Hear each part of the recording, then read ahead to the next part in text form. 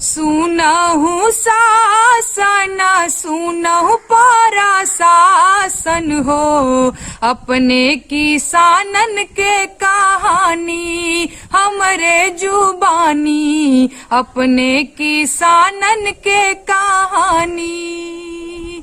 अनुदान वेला आवते रही जावेला, अनुदान वेला आवते रही जावेला, आवत आवत माटी लाग जावे ए जी सुनतानी, अपने किसानन के कहानी।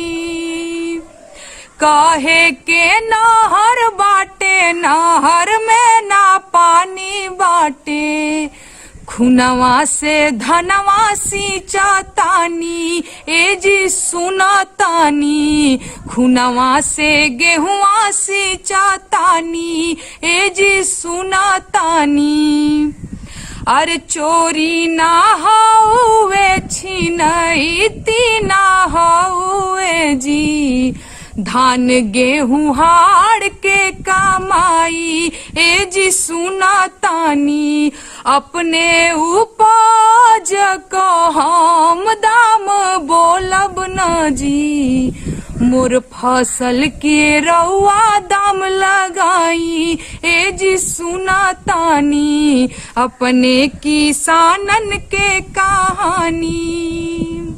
अपने आरंडेड पहिनी औरी बारंडेड पहिनी, मोर कपड़ा जैसे मच्छरदानी।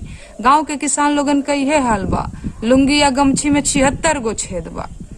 अपने आरंडेड पहिनी औरी बारंडेड पहिनी, मोर कपड़ा जैसे मच्छरदानी ए जी सुनतानी।